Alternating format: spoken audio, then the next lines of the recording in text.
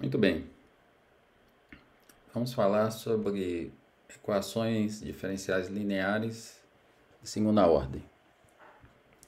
Até agora nós estudamos as equações diferenciais de primeira ordem. Estudamos, além das lineares, as equações separáveis e as equações exatas. Agora nós vamos passar para as equações de segunda ordem. Quando a gente passa para as equações de segunda ordem, a complexidade aumenta muito, de forma que a gente vai estudar somente as lineares.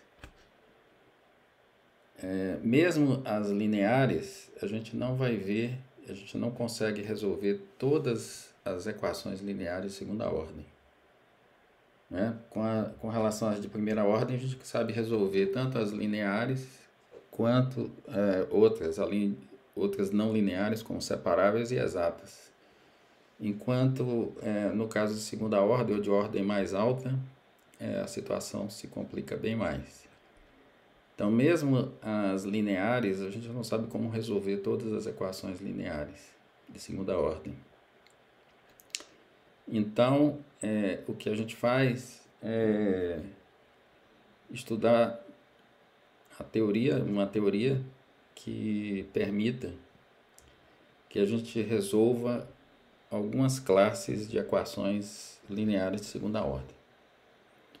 Então, nós vamos primeiro estudar alguns resultados teóricos e depois aplicar esses resultados para alguns tipos de equações lineares. O primeiro resultado teórico, que é fundamental para o que a gente vai fazer depois, é o teorema de existência e unicidade. Esse teorema está demonstrado no meu livro, mas eu vou só enunciá-lo aqui. Então, a gente tem uma equação linear de segunda ordem, na forma padrão, com o coeficiente de y em duas linhas igual a 1, e os coeficientes p de t, q de t e o termo independente, f de t, funções contínuas no intervalo que contém o ponto inicial t0. Então, com essas condições, o PVI colocado aqui tem uma única solução definida nesse intervalo. Tem que chamar a atenção que o PVI agora, tem duas condições iniciais. O PVI de uma equação de primeira ordem tem somente uma condição inicial. Para ter unicidade, para que o PVI tenha unicidade de segunda ordem, ele tem que ter duas condições iniciais. Além de conhecer o valor da solução num ponto t0, a gente precisa também conhecer o valor da derivada da solução no ponto t0, que eu chamei aqui de y0, o valor da solução em t0, e chamei de y0 asterisco, o valor da derivada da solução no ponto t0. E da agora para frente, a gente vai trabalhar sempre nas condições desse teorema de existência e unicidade. Nós vamos trabalhar no intervalo que satisfaz essas condições, que são P de t, Q de t e F de t serem contínuas e o T0 pertencer a esse intervalo. Bom, da agora para frente a gente vai dividir o estudo em duas partes. Nessa videoaula, nós vamos tratar o caso em que f de t é igual a zero, que a gente chama de equações homogêneas. E na próxima aula nós vamos ver o caso em que f de t é diferente de zero. Essa divisão é necessária porque a gente não consegue resolver uma equação em que o f de t é diferente de zero se a gente não souber resolver o caso em que o f de t é igual a zero, que é a equação homogênea correspondente. Então, quando o f de t é diferente de zero, a gente chama de equação não homogênea, e a gente não sabe resolver a equação, não consegue resolver a equação não homogênea se a gente não souber resolver a equação homogênea correspondente, né? Que é a equação que tem o mesmo primeiro membro e que o segundo membro é igual a zero. E as equações homogêneas elas têm umas propriedades interessantes. A primeira delas é o princípio da superposição, que induz uma geometria no conjunto de solução das equações homogêneas. O princípio da superposição diz que se eu tiver duas soluções da equação homogênea, então qualquer combinação linear dessas soluções também é solução. Então, assim, como a função nula é claramente uma solução dessa equação, né? Porque se y for igual a zero, como é constante, a derivada também é zero e a segunda derivada também é zero. Então, claramente, a função constante igual a zero é a solução dessa equação. E aí, qualquer combinação linear de soluções é solução. Então, quer dizer que se a gente pudesse desenhar, a gente teria uma coisa semelhante a isso aqui, né? Há um plano que passa pela origem, né? Se fosse no R3, né? Análogo a um plano que passa pela origem. Então, a demonstração desse resultado é bem simples, né? Você só usa o fato de que aqui a combinação derivada de uma combinação linear é combinação linear das derivadas. O mesmo vale para a segunda derivada, né? Então, se a gente substituir y aqui do lado esquerdo, a derivada como uma combinação linear das derivadas aqui, também do lado esquerdo, e a segunda derivada pela combinação linear das segundas derivadas, a gente pode agrupar todos os termos que tem y1, todos os termos que tem y2, e aí como y1, e depois coloca em evidência o c1, e coloca em evidência o c2, e aí a gente usa o fato de que y1 é uma solução da equação e usa o fato de que y2 é a solução da equação, e aí você chega aqui é igual a zero. Se tiver alguma dúvida, pode consultar o meu livro para ver, mas é bem simples essa demonstração. Não faço aqui para ganhar em objetividade, né? Para a gente chegar mais rápido onde a gente quer chegar. Então, esse é o primeiro resultado teórico. E o segundo resultado teórico que a gente chama de com relação às soluções fundamentais. Então, assim como um subespaço, né? Essa estrutura geométrica, né? que a gente obtém pelo princípio da superposição, a gente chama de subespaço, né? Quer dizer, o conjunto solução de uma equação homogênea é um subespaço do espaço das funções, né? Então, análogo ao que nós conhecemos em relação ao Rn, né? Um subespaço do Rn.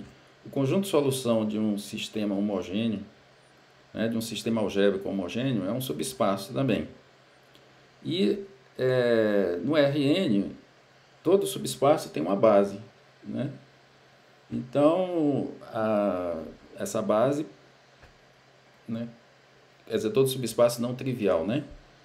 Tem uma base, né? Um conjunto de vetores linearmente independentes que geram esse subespaço. Então, esse resultado, o análogo aqui nesse contexto, é o que a gente chama de soluções fundamentais. Né? Existem duas soluções, né, linearmente independentes, tais que toda solução da equação homogênea é uma combinação linear dessas duas soluções.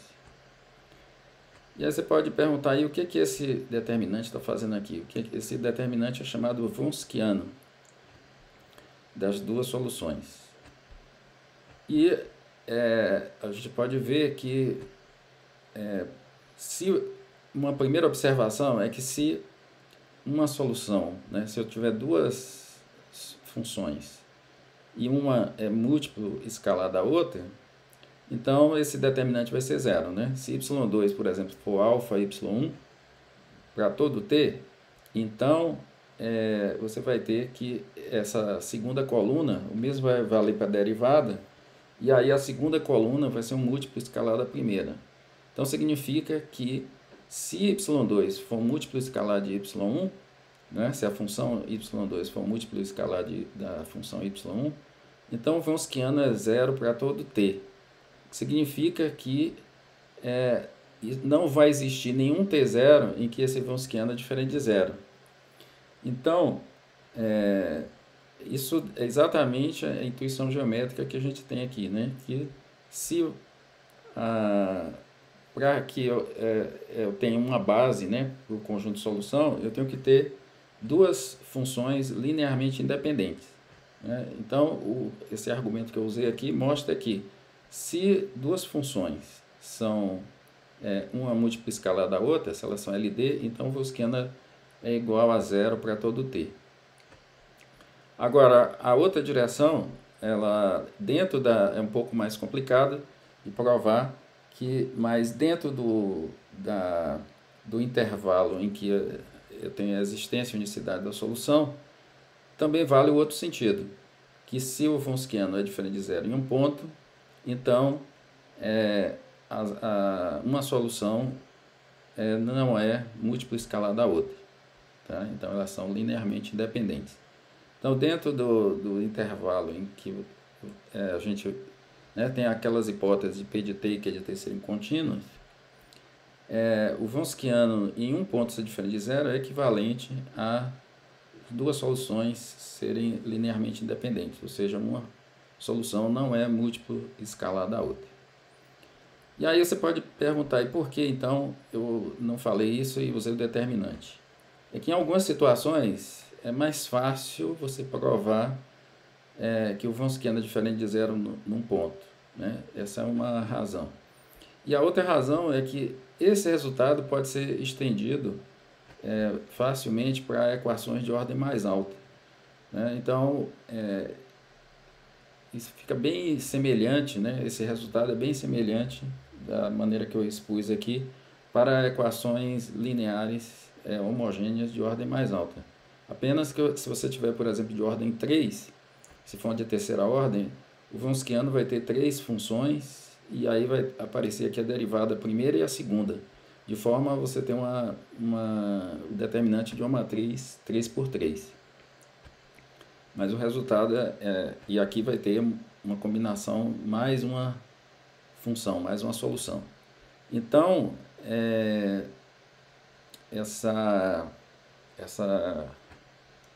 o enunciado, né, sobre soluções fundamentais usando o Wronskiano, ele tem essas duas vantagens, né? Além de, em algumas situações, por exemplo, quando a gente resolve uma equação por série de potências, é mais fácil você calcular num determinado num ponto, né, o Wronskiano, que fica diferente de zero, do que verificar que uma solução não é múltiplo escalar da outra.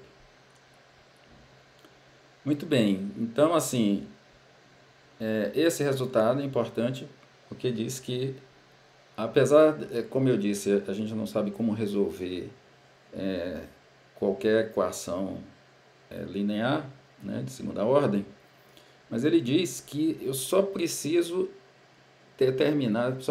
encontrar duas soluções linearmente independentes. Se eu tiver duas soluções linearmente independentes, então eu tenho todas as soluções da equação. Eu tenho uma solução geral da equação diferencial. Então, em algumas situações a gente tem consegue a intuição sobre essas soluções, né? Então, vamos ver um exemplo, né, aqui em que isso acontece. Eu tenho essa equação diferencial aqui, y duas linhas mais b2, né, y igual a zero, onde o b é diferente de zero. Então, é y duas linhas mais uma constante positiva vezes y igual a zero. Então, essa equação Se você passar isso aqui para o lado direito, você teria que y duas linhas é menos B2 vezes y. Então, quer dizer, aí você pensa assim, que funções eu conheço que a segunda derivada volta, num certo sentido, à função original, né? A menos de uma constante multiplicativa. Então, assim, para ficar mais fácil, pode pensar que o P2 é 1. Então, você perguntaria, que funções eu conheço que a segunda derivada delas é menos a função inicial? Então, assim, se você pensar um pouquinho, você vai chegar à conclusão que seno e cosseno satisfaz isso, né? O seno, você deriva, dá o cosseno, e se você deriva de novo, dá menos o seno. Volta. O cosseno, se você derivar, dá menos o seno, e derivando mais uma vez, vai ficar menos o cosseno. E se tiver multiplicado por b, então, pela regra da cadeia, cada vez que você deriva, sai um b aqui, e aí, como você deriva duas vezes, né, você multiplica por b ao quadrado. Então, isso mostra que, com esse argumento, eu mostro que cosseno de bt e seno de bt são soluções dessa equação. Agora eu quero mostrar que elas são soluções fundamentais. Para isso, a gente tem que provar que o Wronskiano é diferente de zero em um ponto. Então,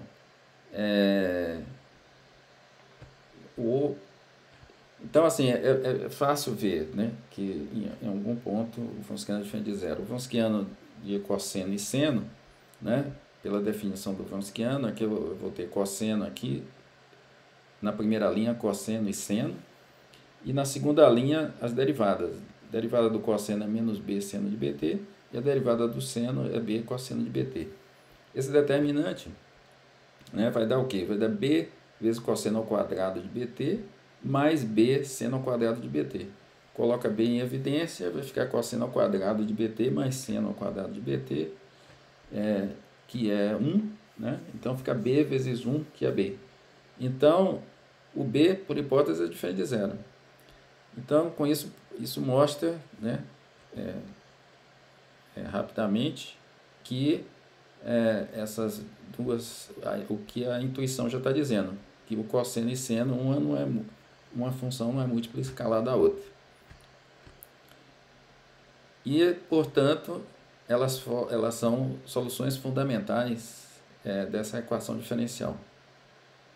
E assim, se elas são soluções fundamentais, pelo resultado que eu enunciei acima, a solução geral dessa equação diferencial é uma combinação linear de cosseno de bt e seno de bt. Então, a gente tem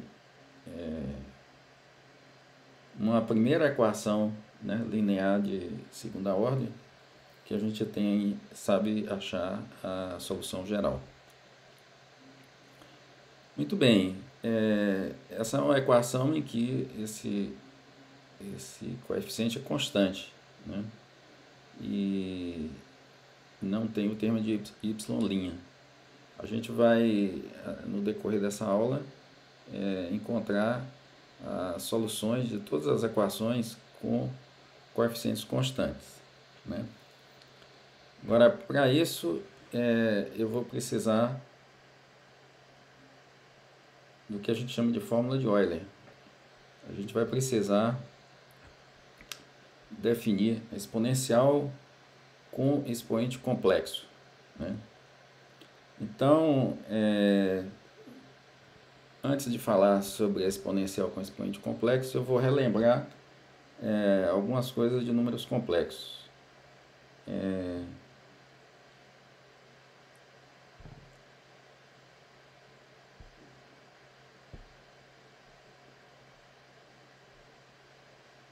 Então, esse aqui é um texto que eu escrevi e está no meu site, com a introdução aos números complexos. Então, para começar, eu vou considerar a equação quadrática x2 mais 1 igual a zero. Então, essa equação não tem solução nos reais, né? Porque Se você for tentar resolver nos reais, seria x2 igual a menos 1, não tem nenhuma solução real. Mas pode-se mostrar que essa equação tem solução, sim. Então, nós vamos chamar de I uma das soluções dessa equação, uma das raízes dessa equação. Então, chamando de I uma dessas raízes, uma dessas soluções, a gente tem da equação que I ao quadrado é igual a menos 1. E agora eu vou definir o conjunto dos números complexos como sendo todas as combinações lineares reais de 1 e B e I, de 1 e I, né? Todas as combinações lineares reais de 1 e I. E como é que a gente vai operar, né? Como são as operações nesse conjunto? Então, nós vamos definir a soma e o produto de maneira natural. Né? Como você faria se isso aqui fossem números reais, né? Como é que você somaria? Tanto faz, né? Então, assim, essa parte aqui, ó, se eu somar A mais C, tá aqui, e somar BI mais DI, tá aqui, ó, né? Então, coloquei nessa forma, que é a forma que tem todo número complexo. E o produto?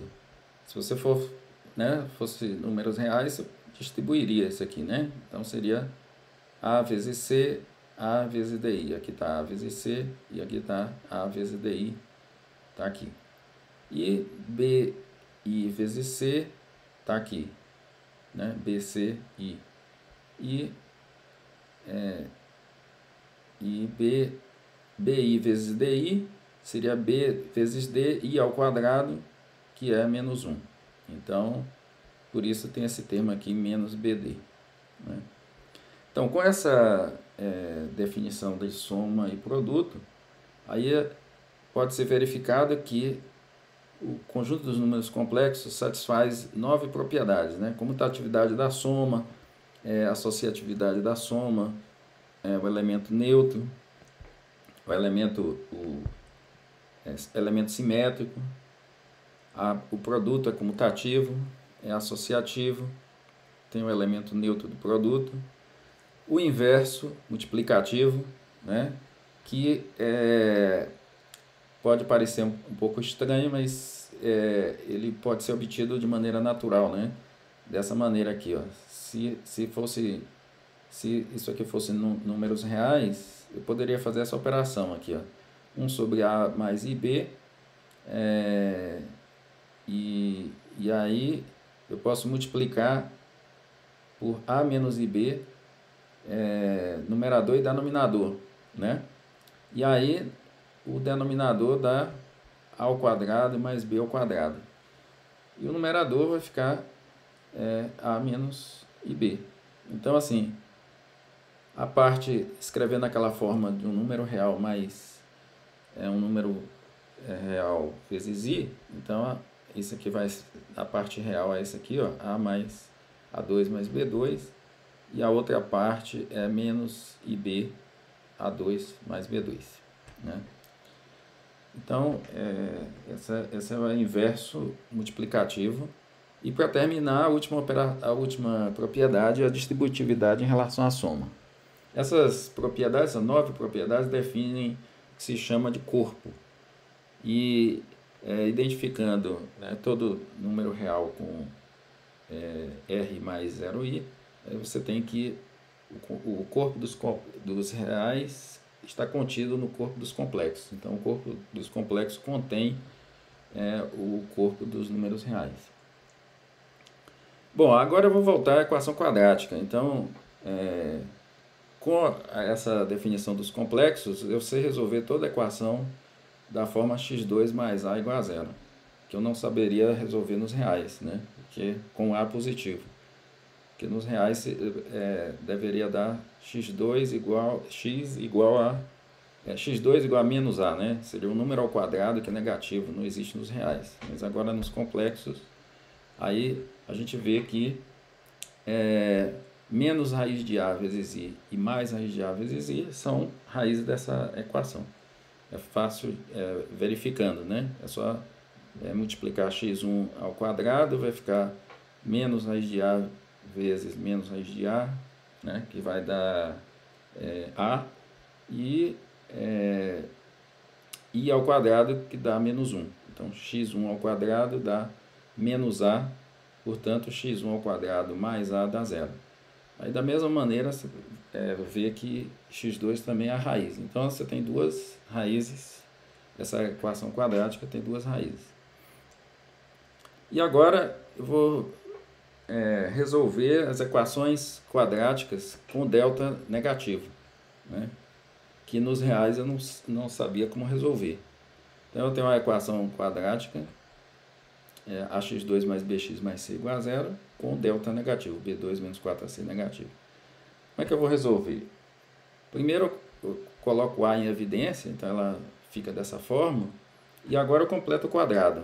Então, para completar o quadrado, a gente tem aqui x, eu quero que eu tenho x2 mais bax seja o primeiro e o segundo termo de um quadrado da soma.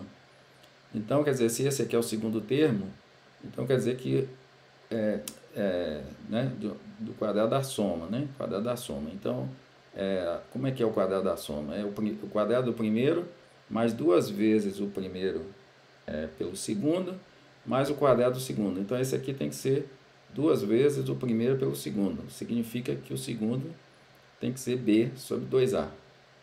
Então, é o que eu escrevi aqui, ó, x mais b sobre 2a ao quadrado. Aí, quando você leva ao quadrado, você vê que dá x ao quadrado mais duas vezes isso aqui, que é b sobre ax, mais o quadrado do segundo, que é b2 sobre 4a2. Né? Então, esse b2 sobre 4a2 foi introduzido que antes não tinha. Então, eu tenho que subtrair. Então, eu obtenho isso aqui, c sobre a menos b2 sobre 4a2. Bom, aí eu divido por a e obtenho essa equação que está aqui, né? Aqui posso multiplicar por 4a aqui, numerador e denominador, vou obter isso aqui. Essa equação que está aqui, ó, ela tem a mesma forma da equação 2. Né? Então, a solução dela tem duas soluções, né? Que são x mais b sobre 2a igual a menos e mais a raiz disso aqui, i. Né? Agora, a raiz disso aqui, olha, é exatamente raiz de menos delta sobre 2a. Esse menos aqui não é que é negativo, né? É exatamente o contrário. O menos aqui está fazendo o que está dentro do radical ficar positivo, né? Porque o delta é negativo, o delta é negativo, o menos delta é positivo. Então, esse menos tem esse papel. E, então, pela forma aqui, pelas raízes da equação 2, a gente vê que x mais b sobre 2a, né, vai ser ou mais isso aqui ou menos isso aqui. Ou seja, essa fórmula que tem aqui. Né? Então, essa aqui são as raízes da equação quadrática quando o delta é negativo. Né? Muito bem. Então, isso a gente vai usar para resolver algumas equações lineares de segunda ordem. A gente precisa saber resolver a equação quadrática com o delta negativo. Aqui tem outros resultados sobre números complexos, mas nós vamos, por enquanto, parar por aqui. Né? Eu posso, em uma outra aula, eu volto a esse texto.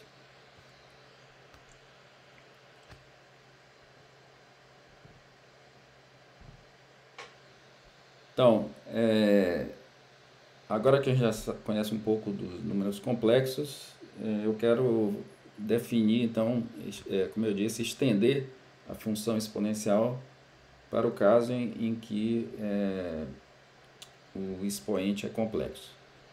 E eu vou conseguir isso usando essa teoria que a gente viu e de equações diferenciais, né? Isso é uma das maneiras de se conseguir essa extensão da função exponencial. Uma outra maneira é usar série de potências, né? Mas nós vamos fazer aqui, vamos fazer como uma aplicação dessa teoria que acabamos de estabelecer. Então, para isso, eu vou pedir somente duas condições: que a exponencial complexa, né, ela tem uma propriedade que é semelhante, né, à exponencial real, né? Se isso aqui fosse real, então seria verdade exatamente isso aqui, né? É elevado, você transforma a soma no produto. Então seria E elevado a AT vezes E elevado a BT. Então eu vou pedir que isso seja verdade. E a outra condição que eu vou pedir que seja verdade é que a derivada da exponencial complexa ela seja como a gente deriva a exponencial real, né? Pela regra da cadeia, se A mais IB fosse real, a derivada seria E elevado a mais IBT vezes a derivada do expoente, que seria A mais IB. Então, isso, se A mais IB fosse real, isso seria verdade. Nesse caso, eu vou colocar como hipótese, eu vou pedir que essas duas condições sejam verdadeiras. E aí eu vou mostrar que, com a teoria que a gente desenvolveu, essa função exponencial complexa ela vai estar unicamente definida e, inclusive, vou obter a fórmula para como calcular essa exponencial. Então, vamos lá. A primeira coisa que a gente observa é o seguinte: dessa primeira condição aqui, a gente vê que E elevado a t é exponencial real, então não tem novidade. Então eu só preciso saber como calcular E elevado a IBT. Então vou chamar de Z de t E elevado a IBT. E agora, pela condição 2, a gente vê que se você deriva uma vez, né, E elevado a IBT, vai cair IB. Né? E se eu derivar mais uma vez, cai IB novamente. Então a segunda derivada de E elevado a IBT é IB E elevado a IBT. E aí, IB vezes IB, a gente já viu que é I ao quadrado, quer dizer, né? I ao quadrado B2. I ao quadrado nós vimos que é menos 1. Então, isso aqui vai dar menos B2. IB vezes IB dá menos B2. E aí vai ficar menos B2 vezes elevado a IBT, que é o Z. Então, quer dizer que a segunda derivada de Z é menos B2Z. Ou passando para o mesmo membro, Z duas linhas mais B2Z é igual a zero. Mas essa equação Z duas linhas mais B2Z é exatamente a equação que a gente estudou aqui nesse exemplo. Então, isso mostra que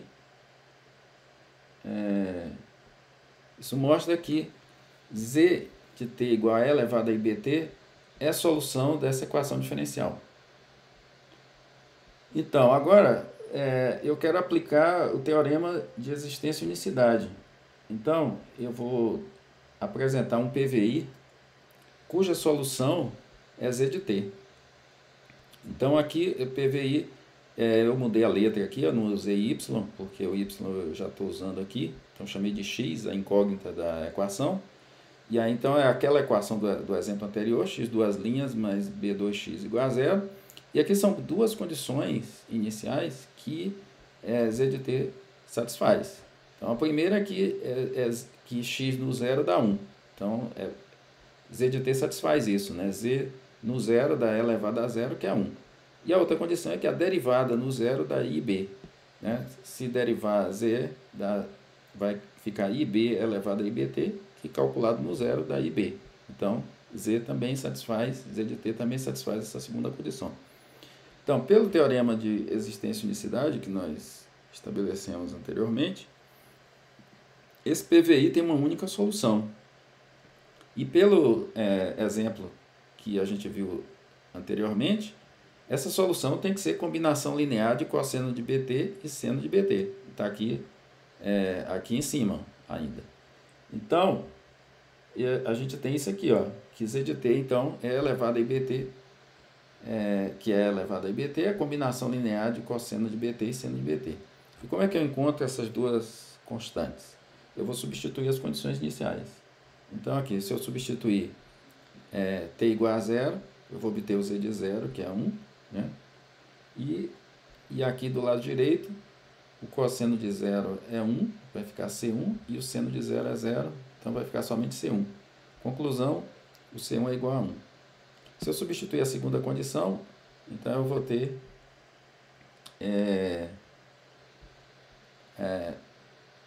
no zero, né, da IB, e então derivada da IB elevada a IBT, no zero da IB, e desse lado aqui, se você derivar o cosseno de BT, dá menos B seno de BT, que no zero dá zero. E a derivada do seno de BT dá B cosseno de BT, que no zero dá 1. Então vai ficar, derivada de seno de BT dá B cosseno de BT, né? E que calculado no zero dá B. Então vai ficar BC2, que é o que está aqui. Então eu vou ter IB é igual a BC2, logo C2 é igual a I. E aí nós chegamos na fórmula de Euler, né? Que é substituindo os valores C1 e C2 aqui nessa expressão. E aí a gente tem uma maneira de calcular elevado a IBT, e com a condição 1 aqui, eu vou ter como calcular a exponencial para qualquer número complexo, né? Então, é elevado a mais IBT, vai ser elevado a t, né? Elevado a t, dessa condição aqui, vezes elevado a IBT, que é cosseno de BT mais I seno de BT. Então, esse resultado a gente vai usar para resolver algumas equações lineares de segunda ordem. Agora nós vamos ver um algoritmo chamado redução de ordem. O que é isso? Eu falei que a gente viu aí que para achar todas as soluções de uma equação linear homogênea, eu preciso duas soluções, né, linearmente independentes.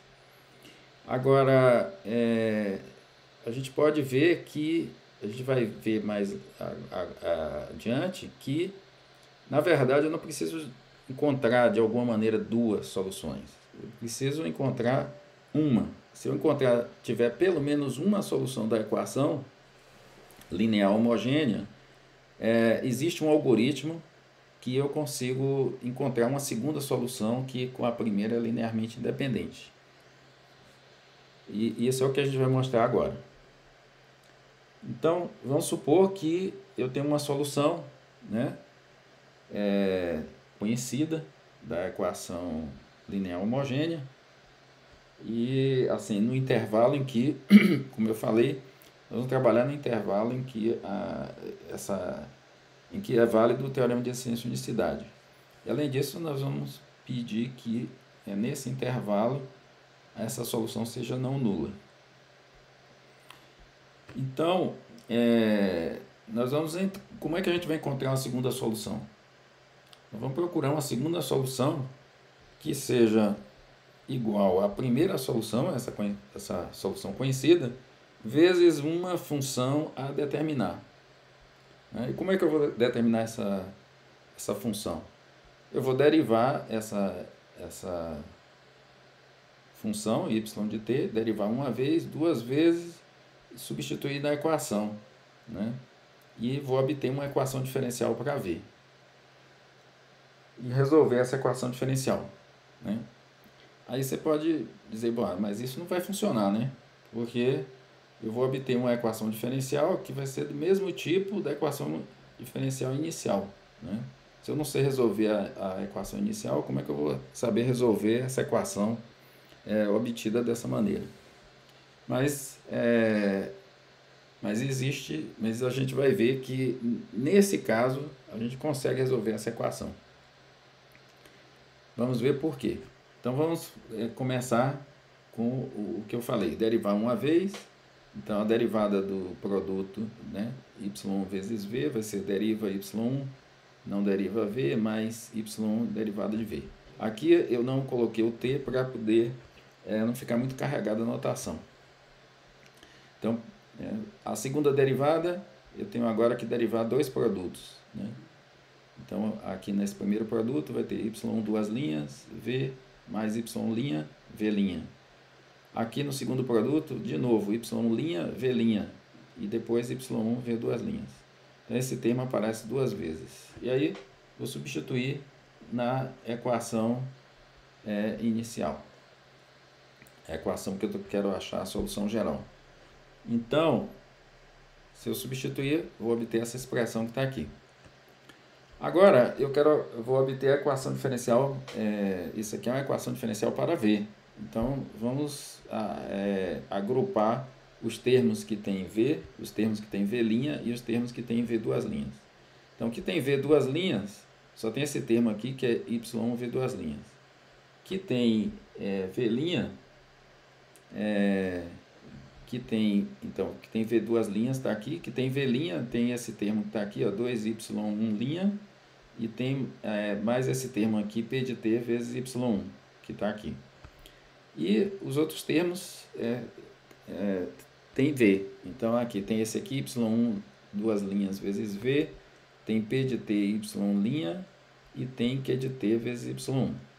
Então, colocando V em evidência, eu vou ter esse aqui. Então, a equação ficou organizada dessa maneira. E aí, como eu previa, é uma equação do mesmo tipo da equação inicial, né? Só que tem um pequeno detalhe que é fundamental. Esse último termo aqui é igual a zero.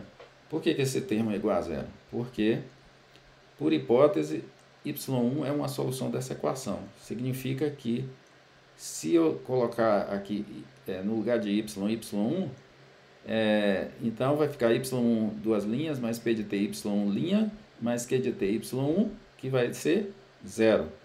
E é exatamente o que está aqui nesse parênteses, né? Esse parênteses daqui é exatamente a substituição de y por y1 do lado esquerdo da equação. Então, isso tem que dar zero. E aí a equação fica agora uma equação incompleta. Então, e quando essa equação linear de segunda ordem ela é incompleta, a gente consegue resolver por o que a gente chama de redução de ordem. O que é isso? A gente faz uma mudança variável. Você pode chamar... então, essa aqui é a equação, que é obtida levando em conta que esse termo aqui é zero. E a gente resolve essa equação pelo que a gente chama pelo método de redução de ordem, que é o quê? A gente vai chamar V' de W, e aqui vai aparecer W'. Então, a equação que era de segunda ordem, agora eu obtive uma equação que é de primeira ordem. Aí essa equação ela é uma equação linear, né? Mas assim, ela também pode ser resolvida como uma equação separável. É só dividir, passa esse termo para o segundo membro e divide por W.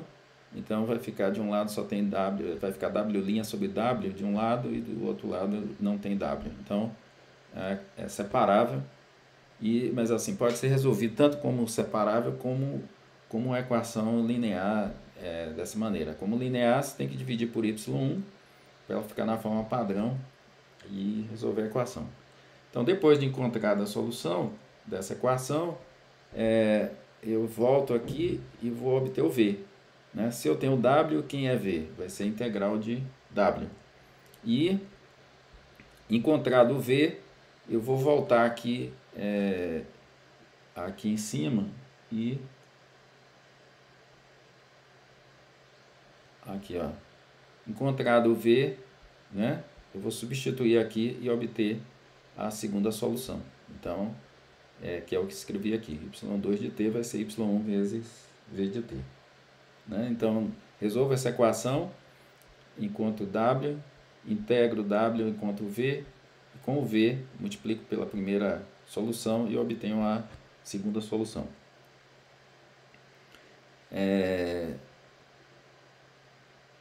Em geral, você consegue essa segunda solução linearmente independente com a primeira, que é o que a gente precisa para achar a solução geral da equação diferencial. Isso pode ser, a gente pode provar que isso vale em geral. Tem no meu livro a demonstração. O que eu vou fazer aqui é aplicar esse resultado, esse algoritmo, numa equação diferencial, né? Numa equação com coeficientes constantes.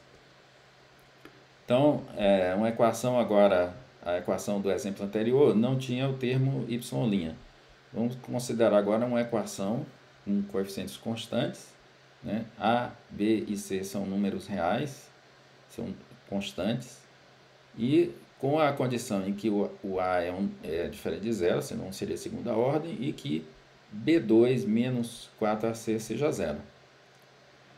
Então, nesse caso, a gente vai dar uma dica, né, o que é comum em equações lineares de segunda ordem. Como eu disse, a gente não sabe como resolver, não tem um algoritmo para resolver qualquer equação linear de segunda ordem. Então, é comum que seja dada uma dica, né, de que forma são as soluções, né, dizer que a equação tem uma solução de uma determinada forma. Então, nesse caso aqui, a dica é que essa equação tem uma solução da forma e elevado a RT com R fixo, né, R constante. Então, com essa dica, eu vou aproveitar a dica. Como é que eu vou aproveitar? Eu vou derivar essa solução, essa função, derivar uma vez, duas vezes e substituir na equação e obter alguma condição sobre essa constante R. Então, assim, se deriva uma vez, vai cair o R, R elevado a RT, deriva duas vezes, cai o R de novo, vai ficar R2 elevado a RT. Substituindo na equação diferencial, a gente vai ter essa expressão que está aqui, né? A vezes R2 elevado a RT, B vezes R elevado a RT, mais C elevado a RT. Então, coloco E elevado a RT em evidência e posso dividir por E elevado a RT, cortar o E elevado a RT, e fico com a equação algébrica, né? R é um número, então R é fixo. Então, eu obtive uma condição sobre R, né? Para que E elevado a RT seja a solução dessa equação, é preciso que AR ao quadrado mais BR mais C seja zero, né? Ou seja, que R seja uma raiz da equação quadrática, AR2 mais BR mais C. E aí, agora, essa condição B2 menos 4AC ser zero significa que o delta, né, dessa equação é zero. Portanto, essa equação só tem uma raiz. E aí, como ela só tem uma raiz, eu só consigo, com essa dica, obter uma solução dessa equação diferencial. E aí eu precisava de duas, né? Como eu vou conseguir a segunda? Usando o algoritmo que eu apresentei acima de redução de ordem, né? Então, vamos aplicar esse algoritmo. Então, vamos obter, né, uma segunda solução da forma a primeira, né, é elevado a menos b sobre 2at vezes uma função a determinar, né? Então, assim, todas aquelas contas que a gente fez, eu não vou repetir de novo, né? Posso direto usar essa equação que está aqui. Mas com uma precaução, né? É que essa equação que está aqui foi deduzida para uma equação linear homogênea na forma padrão, né? Com o coeficiente de y duas linhas igual a 1. E a equação que eu dei agora, o coeficiente de y duas linhas é A. Então, com essa precaução, a gente pode aplicar esse algoritmo, já começar com essa equação que está aqui, né? Então, nesse caso, para essa equação, o P de T é B sobre A, né? Para ficar na forma padrão, eu vou dividir por A. Então, vai ficar y duas linhas mais B sobre A, y' mais C sobre AY. Então, o P de T é B sobre A e o Q de T é C sobre A. O Q de T a gente não usa, não é necessário. E a equação diferencial para V, eu repeti aqui, essa aqui, ó, y1 V duas linhas, mais 2y', mais p de t y1 V' igual a zero. E aí, nesse caso, no caso dessa equação que está aqui, o y1 é elevado a menos b sobre 2at, então está aqui, se você derivar y1 vai cair menos b sobre 2a, está aqui, ó, menos b sobre 2a é elevado a menos b sobre 2at, mais p de t, que é b sobre a, vezes y1 que está aqui. Então, todos os termos têm elevado a menos b sobre 2at. Então, eu posso colocar em evidência e dividir por ele, ou a mesma coisa, né, cortar elevado a menos b sobre 2at em todos os termos. E aí, depois que eu corto, eu observo que aqui, ó, simplifica 2 com 2, vai ficar menos b sobre a, e aqui eu tenho mais b sobre a. Então, menos b sobre a mais b sobre a dá zero. Então, a equação ficou mais simples ainda. Ficou V duas linhas igual a zero. Então, essa equação eu não preciso nem fazer aquela mudança de variável aqui, chamar W de V', né? É só integrar direto, né? Então, V duas linhas igual a zero, integro uma vez, dá V' igual a zero mais uma constante, tá aqui. Aí integro mais uma vez, vou obter que o V de t é C1 vezes t mais outra constante. Então, obtive, então, todas as funções V que eu posso multiplicar por y1, cadê o y1?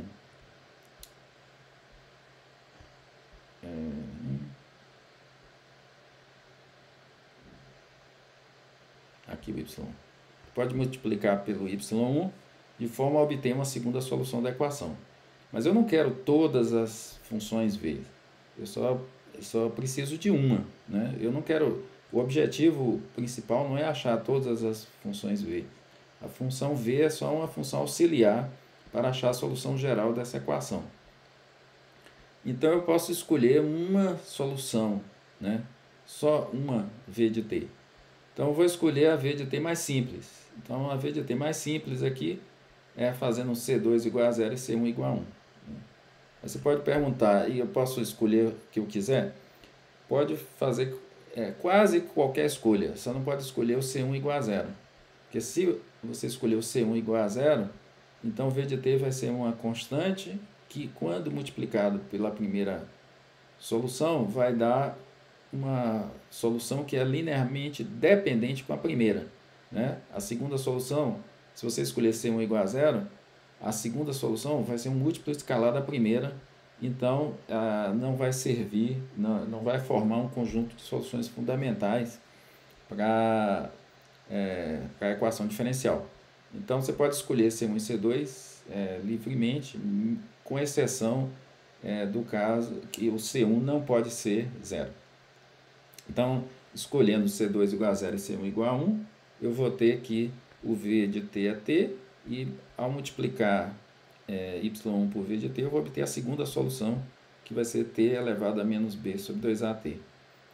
Então, assim, será que ela é linearmente independente com a primeira? Então, vamos calcular, né? Elas formam um conjunto de soluções fundamentais. Então, vamos calcular o Wronskiano e verificar se ele é diferente de zero para algum t. Então, o Wronskiano dessas duas soluções, aqui a primeira é elevado a menos b sobre 2at, aqui é a segunda, na primeira linha da matriz é assim, e a segunda linha é a derivada de y1, que está aqui, e a derivada dessa aqui, que está aqui embaixo.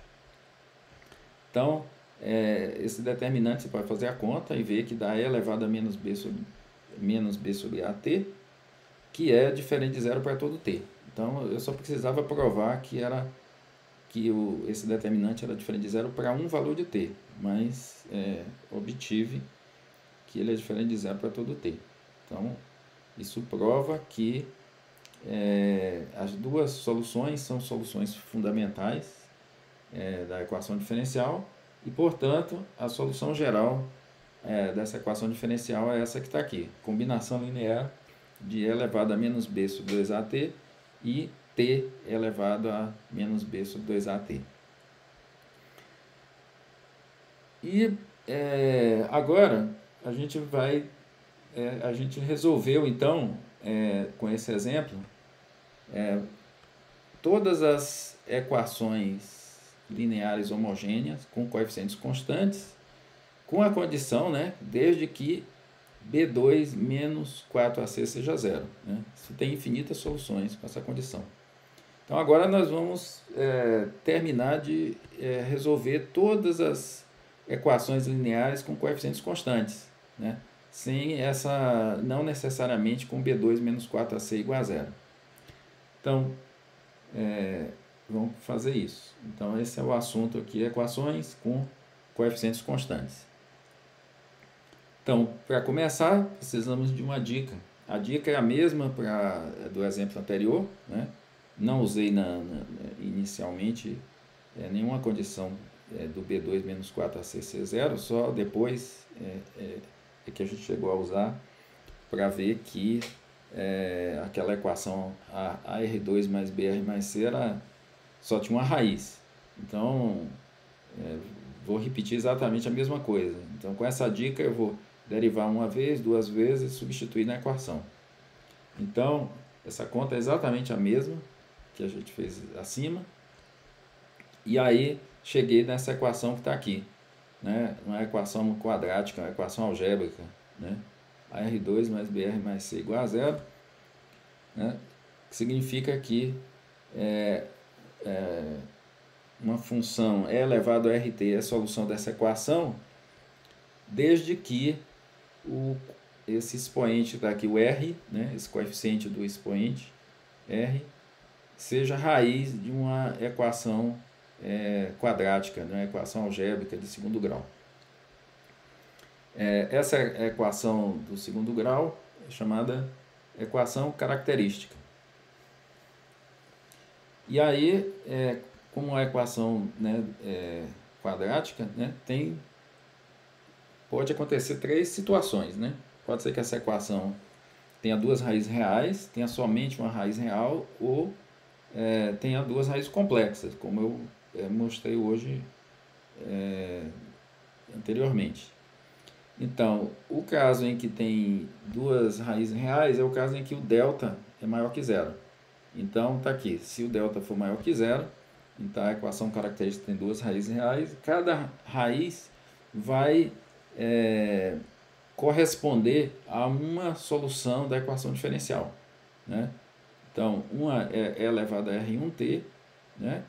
Porque você vai substituir a raiz aqui, então é elevado a R1t, e a outra solução que corresponde a outra raiz, né? A outra solução da equação diferencial que corresponde a outra raiz da equação característica é elevado a R2t. E aí, eu posso agora, né, verificar se elas são soluções fundamentais da equação diferencial ou não. Então, aqui o Wronskiano, calculado dessas duas soluções, né?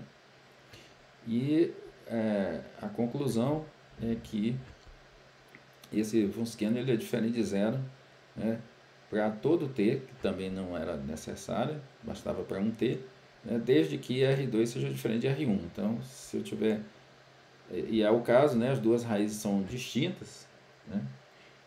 Então, isso mostra que as duas soluções, E elevado a R1t e R elevado a R2t, são soluções fundamentais, né?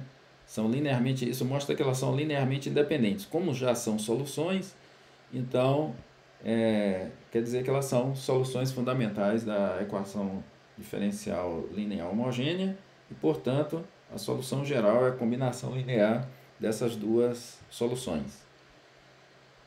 Muito bem, então esse é o caso em que o delta é maior que zero, né? O caso delta igual a zero, a gente resolveu no exemplo anterior, né? A solução geral é uma combinação linear de E elevado a menos b sobre 2at e t elevado a menos b sobre 2at. Ou seja, o segundo caso, como a equação característica só tem uma raiz, então não poderia aplicar isso aqui, que teria duas soluções iguais, né? Então elas não seriam claramente soluções fundamentais. Então uma raiz está aqui, E aí, a outra solução fundamental é a primeira solução multiplicado por t, que a gente obteve acima pelo método de redução de ordem. E o terceiro caso, se o delta for menor que zero. Então agora nós vamos usar a exponencial complexa, né, que eu defini acima, anteriormente. Então, como a exponencial complexa, né, foi definida de forma que ela satisfaça propriedades, né, como de derivação análogas que é válida para exponenciais reais, então significa que quando a equação característica tem raízes complexas, essas daqui, né, são soluções da equação diferencial. Né? Por quê? Porque se deriva da mesma maneira que se deriva a exponencial real. Então, tudo que a gente fez, todas as contas que a gente faz para a exponencial real, pode ser feito para a exponencial complexa e vou obter o mesmo resultado. Então, com isso, mostra que essas duas funções, e elevado a alfa mais i beta, né? Onde alfa, né? Isso aqui é só uma maneira de escrever as raízes da equação quadrática, né, com delta negativo, que eu mostrei anteriormente. Né? Eu chamei de alfa menos b sobre 2a e de beta raiz de menos delta sobre 2a, né, que é o coeficiente de i. Então está aqui. E aí, isso aqui é a solução geral complexa. Né? Mas assim, eu tenho várias aplicações, né, como massa-mola, que nós vamos ver mais para frente, em outra aula, que você tem, ao resolver o problema, você recai numa equação em que o delta é negativo e tem uma solução real. Então, assim, apesar, né, eu podia ficar satisfeito com essa solução complexa, mas em algumas aplicações eu preciso da solução real. Né? Então, como é que eu consigo essa solução geral real? Bom, eu vou usar a fórmula de Euler. Então, essa é uma maneira de obter soluções, a solução geral real. Né? Você vão escrever e elevado a alfa mais i beta t e e elevado a alfa menos i beta t, usando a fórmula de Euler. Então, vai ficar C1, né, e elevado a alfa t, cosseno beta t, mais i seno beta t, mais C2. Bom, aqui, olha, troca beta por menos beta. Então, aqui cosseno de menos beta t é cosseno de beta t porque o cosseno é uma função par. E o seno de menos beta t é menos o seno de beta t porque o seno é ímpar. Então, por isso que aparece esse menos aqui, né, por esse fato, né? Pelo fato de que o cosseno é par e pelo fato de que o seno é ímpar. E agora? Agora eu vou agrupar os termos que tem i e o que não tem i. Então, o que não tem i aqui é C1 elevado a alfa t cosseno de beta t e C2 elevado a alfa t cosseno de beta t. Então, colocando elevado a alfa t cosseno de beta t em evidência, fica C1 mais C2. E o que tem i é exatamente aqui C1 elevado a alfa t seno de beta t e menos C2 elevado a alfa t seno de beta t. Então, colocando em evidência elevado a alfa t seno de beta t, eu vou obter essa expressão que está aqui. Bom, e aí eu obtive a solução geral complexa, agora, em termos de duas soluções reais, né? Ou em termos de duas funções reais. Né? Ainda não está muito claro aqui, absolutamente claro, de que essas duas funções aqui são soluções da equação diferencial. Mas assim, agora que nós vamos mostrar que realmente são soluções. Se forem soluções, eu tenho que obter essas duas funções dando valores às constantes C1 e C2. Né? Mas a gente consegue isso. Né? Primeiro é que se eu fizer C1 igual a C2, já zera esse termo. Né? E se o C1 for igual a C2 igual a meio, então vai ficar meio mais meio dá 1. Então eu vou obter essa daqui, elevado a alfa t cosseno de beta t. Então, significa então que elevado a alfa t cosseno de beta t é uma solução da equação diferencial e é uma solução real, né? Então, eu preciso ainda de mais uma solução real, né, para obter a solução geral da equação diferencial. A outra solução real vou obter agora atribuindo valores às constantes C1 e C2, C1 igual a 1 sobre 2i e C2 igual a menos 1 sobre 2i. Então, como uma é menos a outra, zero esse pedaço, o C1 é 1 sobre 2i, o C2 é menos 1 sobre 2i, menos com menos dá mais, vai ficar 1 sobre 2i mais 1 sobre 2i, que é 1 sobre i. Corta 1 sobre i com i, ficou o quê? É elevado a alfa t seno de beta t. Então, dessa maneira, eu obtenho uma segunda solução real da equação diferencial. E aí, dessa vez eu não vou calcular o Wronskiano, né? Tá lá no livro, no meu livro, o cálculo, porque aí já dá um pouco mais de trabalho, mas pode ser verificado que o Wronskiano é diferente de zero para algum t. E assim a solução, com isso, mostra que elas, com o Wronskiano diferente de zero num t, mostra que essas duas funções são linearmente independentes. E aí, como elas são soluções da equação diferencial, elas formam um conjunto de soluções fundamentais para a equação diferencial. E, portanto, a solução geral da equação diferencial é uma combinação linear dessas duas soluções, né? E aí, com isso, completa todos os casos da equação, todos os casos das equações lineares homogêneas com coeficientes constantes, né?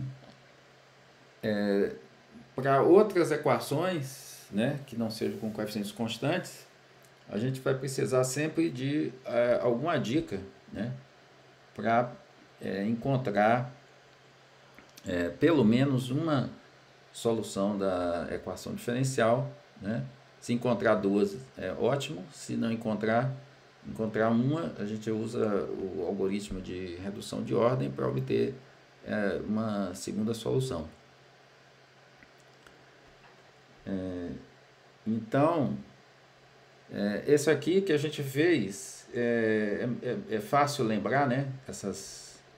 Como são as soluções, né, da equação com coeficientes constantes. Não precisa, quando tiver que resolver uma equação com coeficientes constantes, a gente não precisa repetir todas essas contas, né? Assim como no caso da equação de primeira ordem, né? No caso da equação y' igual a ky, eu falei que a gente resolvia uma vez e não precisava resolver nunca mais, né? Porque a solução é fácil de lembrar. No caso de y' igual a k vezes y, a solução é y de t igual a uma constante vezes elevado a kt. Também no caso das equações lineares de segunda ordem, a gente faz essas contas todas uma vez só, né? Agora para frente, a única conta que a gente tem que fazer é achar as raízes da equação característica, né? Então, se a equação característica tiver duas raízes reais, a solução vai cair nesse primeiro caso. A solução é a combinação linear de elevado a R1t e elevado a R2c. Se a equação característica tiver somente uma raiz real, então a solução geral é uma combinação linear de elevado a menos b sobre 2at e t elevado a menos b sobre 2at. E se a equação característica tiver duas raízes complexas, então, né, aqui é a parte real e aqui é a parte imaginária, a solução geral vai ser combinação linear de E elevado a alfa t cosseno de beta t e E elevado a alfa t seno de beta t, onde o alfa é menos b sobre 2a e o beta é raiz de menos delta, né? Lembrando que como delta é negativo, menos delta fica positivo, então raiz de menos delta sobre 2a. E por enquanto é isso.